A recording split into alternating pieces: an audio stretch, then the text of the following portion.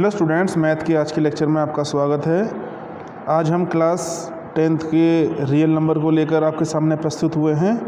आज हम सीखेंगे कि कैसे बिना लॉन्ग डिवीज़न किए हम ये पता लगाएं कि वो दिया हुआ रेशनल नंबर टर्मिनेटिंग है या फिर नॉन टर्मिनेटिंग रिपीटिंग डेसिमल है।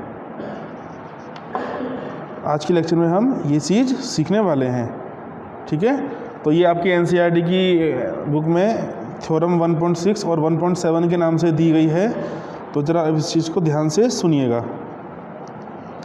तो अगर कोई हमारे पास रेशनल नंबर है तो मतलब हम उसको P/Q की फॉर्म में लिख सकते हैं, ठीक है। तो अगर Q के फैक्टर हम करें और वो 2 की पावर m इंटू 5 की पावर n की फॉर्म में आ जाए, तो ऐसे रेशनल नंबर को हम बोलेंगे टर्मिनेटिंग डेसिमल। और यदि ये Q के फैक्टर इस फॉर्म में नहीं आ पाए हैं, बीच में 2 और 5 तो है लेकिन 3 भी आ रहा है, 4 कुछ भी और डिजिट आ रही है, तो उस केस में हम उसे बोलेंगे नॉन टर्मिनेटिंग रिपीटिंग डेसिमल। ये है तरीका बिना लॉन्ग डिवीज़न किए ये पता लगाने का कि ये टर्मिनेटिंग है या नॉन टर्मिनेटिंग रिपीटिंग डेसिमल है। तो इस क्वेश्चन को या इस टॉपिक को एक एग्जाम्पल की हेल्प से हम समझते हैं। तो मैं एक नंबर लेके चल रहा हूँ। हमने लिखा 33/50, ठीक है। तो हमें P के नहीं Q के फैक्टर करने हैं, P से हमें कोई मतलब नहीं। तो अगर हम 50 का LCM निकालें तो क्या आएगा, 225, 2 2 मतलब 25 2 50, 5 5 25 और 5 5 1। तो क्या फैक्टर बने, 33/2 इंटू 5 का स्क्वायर, ठीक है। तो देखिए ये 2 की पावर m इंटू 5 की पावर n के रूप में आ चुका है। इसके अलावा 2 और 5 के अलावा कोई और डिजिट नहीं है, तो इसका मतलब ये क्या है, टर्मिनेटिंग डेसिमल है। तो पावर इस तरीके से आपके पास आएंगी। एक क्वेश्चन और देखते हैं।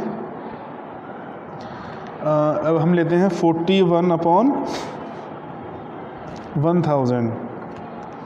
तो फिर से हम 1000 को हम 10 इंटू 10 इंटू 10 लिख सकते हैं, इज इक्वल टू 41/10 को 2 इंटू 5, फिर 10 को 2 इंटू 5 और फिर से 2 इंटू 5। तो अगर हम इन सब 2 को एक साथ लिख दें तो 2 की पावर कितनी बनेगी, 1 2 3, 2 की पावर 3 इंटू 5 की पावर कितनी बनी है, 1 2 3।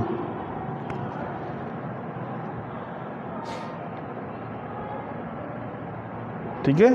तो ये भी क्या है, एक टाइप का टर्मिनेटिंग डेसिमल।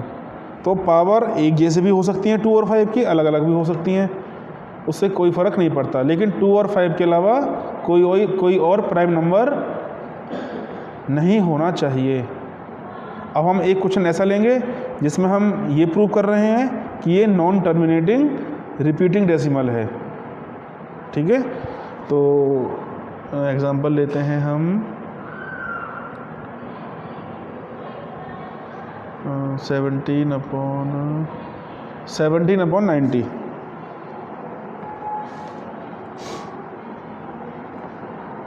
तो 19 के फैक्टर करते हैं। फिर ध्यान रखिए फैक्टर केवल आपको अपॉन के नीचे वाले के करने हैं, मतलब Q के। तो शुरुआत 2 से करेंगे, 45, 3 से गया 15, फिर 3 से जा सकता है 5 और ये हो गया। तो क्या लिख सकते हैं, 2 इंटू 3 का स्क्वायर इंटू 5। तो ये 2 की पावर m और 5 की पावर n की पावर में तो है, लेकिन बीच में 3 भी आ चुका है। इसका मतलब क्या होगा, ये है नॉन टर्मिनेटिंग रिपीटिंग डेसिमल। तो इसी तरीके से आप एनसीईआरटी की एक्सरसाइज 1.4 कर सकते हैं। तो इसमें यही कह रहा है, मैं एक बार क्वेश्चन पढ़ देता हूँ। एक्सरसाइज 1.4 क्या कहती है? Without actually performing the long division state whether the following rational number will have a terminating decimal expansion और a non terminating repeating decimal expansion. तो ये बात आपको पता कैसे पड़ेगी? जब आप अपॉन के नीचे वाली नंबर के फैक्टर करेंगे। तो 1 to 10 तक इसमें क्वेश्चंस दे रखे हैं और ये क्वेश्चन बिल्कुल इसी तरीके से होंगे। तो नेक्स्ट लेक्चर में आपसे फिर मुलाकात होगी। Till then good bye.